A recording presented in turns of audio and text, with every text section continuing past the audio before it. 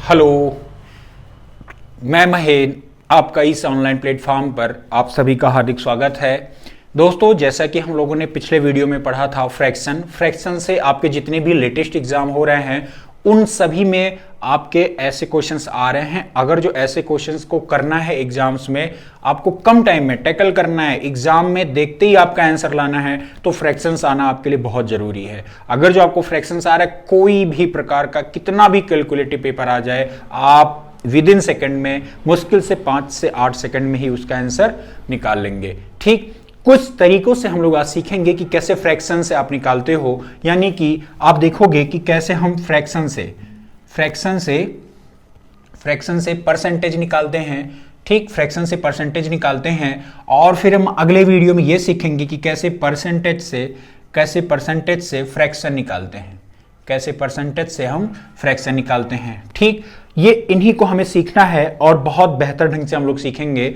कल हमने एक छोटा सा आप लोग को एक ओवरव्यू दिया था कि मान लो आपका कोई भी एक फ्रैक्शन दिया गया है। मैंने बताया था 1/3 हमने बताया था। इसकी फ्रैक्शन वैल्यू कितनी होती है? ये 33 सही 1/3% के बराबर में होता है।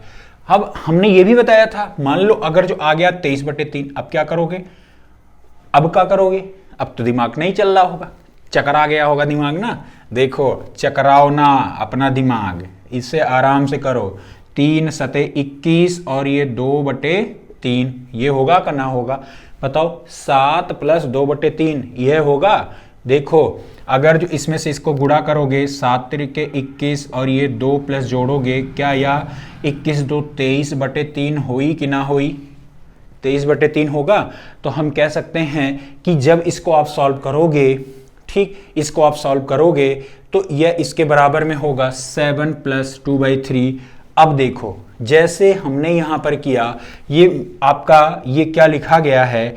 ये लिखा गया है 1 और ये है 1/3। ठीक, आपका ये 1 नहीं। अब 1 मिनट के लिए दूसरा एग्जांपल हम लेते हैं। जैसे ये आपका दिया गया है 7 + 1/2, आपको जो मानना है, जैसे ये 7 है, अगर जो हम 7 को 700% मान लें, 7 को 700% मान लें, तो ऊपर भी क्या हो जाएगा? 7 का गुणा यानी 100 से हो जाएगा और नीचे भी 100 से होगा, तो ये और ये कट जाएगा, कोई दिक्कत नहीं है। तो आप देखिए, फिर से एक बार समझिए। हमने बोला ये कितना ले लीजिए? 700% ले लीजिए, और 2/3 का प्रतिशत वैल्यू क्या होता है? आपको हमने कल अपने वीडियो में बताया था। 2/3 का प्रतिशत वैल्यू आपको निकालने के लिए 2 गुणे 1/3 और ये 2 हो गया। 1/3 का प्रतिशत वैल्यू कितना है? वो है 33 सही 1/3, यानी 33 + 1/3। अब आप इसको सॉल्व करोगे, ये आ जाएगा 66 सही 2/3। ठीक, आपका जो वैल्यू आया 66 सही 2/3% के बराबर में आया। तो क्या हम इस 2/3 के बराबर में ये लिख सकते हैं कि नहीं लिख सकते हैं? आप देखो, 700% आया और ये 66 सही 2/3% आवा है। ठीक, अब आप अगर इसको जोड़ोगे तो ये कितने के बराबर में आएगा? 766 सही 2/3% के बराबर आएगा। अब बताओ, कर लो हो कि ना एग्जाम में आराम से? बहुत आराम से आपको एग्जाम में ऐसे प्रश्न आ रहे हैं तो आप बहुत आराम से कर लोगे। अब हम इसी में ही देखते हैं, छोटा सा और एक कोई वैल्यू लेते हैं। मान लो आपके एग्जाम में आ गया 1/4। ठीक, 1/4 है, तो आपको पता है 1/4 की फ्रैक्शन क्या होता है? प्रतिशत वैल्यू 25%। अब ये आया कैसे है? थोड़ा हम इस पे भी सीख लेते हैं कि आया है ये 4 का, हम एक जो ऊपर दिया गया है और ये हम मान लेते हैं यही तो है ये। आप इसका अगर जो प्रतिशत वैल्यू निकालोगे, ये लिखा क्या गया है आप देखो। जैसे हमने 25% जो लिख दिया, क्यों लिख दिया और कैसे लिख दिया, इसके बारे में थोड़ा सा हम जानकारी ले लेते हैं। हमने इसको क्या लिखा? 1/4 को बराबर 1, यानी ये 100 गुणे 1/4, यही तो लिखा है। आप इसको काटोगे तो ये कितने के बराबर में आएगा? ये 25% के बराबर में आ गया।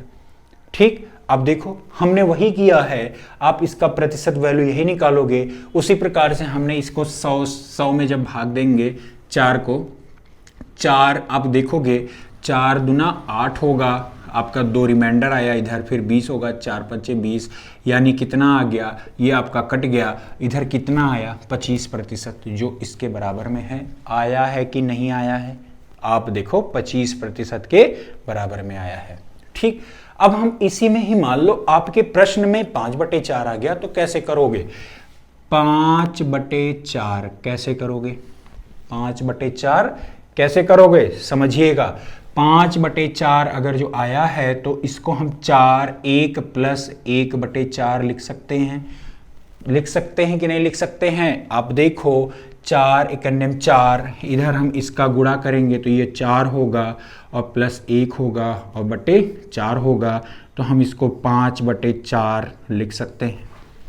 लिख सकते हैं ना। फिर आप देखो और थोड़ा सा हम बेसिक से और समझते हैं। अब देखो ये जो 1 आया है, क्या हम इसको 100% मान सकते हैं? 100% मान लीजिए, तभी तो आएगा 100%। प्रतिशत का मतलब कल ही हमने बताया था, मान लो 1% यानी 1/100, 100% माना यानी 100/100। ठीक, अगर जो हम काटेंगे कितने के बराबर में आएगा? 1 के बराबर में आएगा। तो क्या हम इस 1 की जगह 100% लिख सकते हैं कि नहीं? 100% लिख सकते हैं कि नहीं? तो आप कहोगे कि हाँ हम लिख सकते हैं। उसी प्रकार से फिर जब इसको हम यहाँ लेंगे 1 + 1/4, तो 1 की वैल्यू कितनी होती है? 100%। 100%। ठीक, प्लस 1/4 की जो फ्रैक्शन वैल्यू है आपको यहाँ निकाला हमने, अभी बताया 1/4 की जो प्रतिशत वैल्यू होती है 25% के बराबर में होता है, तो ये कितना आ जाएगा? 25, और दोनों को अगर जो हम जोड़ देंगे तो ये कितने के बराबर में आएगा? 125% के बराबर में आएगा। ठीक, अब देखिए फिर आगे हम इसी प्रकार से और भी देखते हैं। ठीक, अब आगे भी अगर इसी वीडियो को आपको ये सेशन पसंद आया हो तो हमारे वीडियो को लाइक और सब्सक्राइब करना ना भूलें। फिर हम मिलते हैं नेक्स्ट वीडियो में दूसरे तरीके के साथ। तब तक के लिए जय हिंद, जय भारत, जय भारत।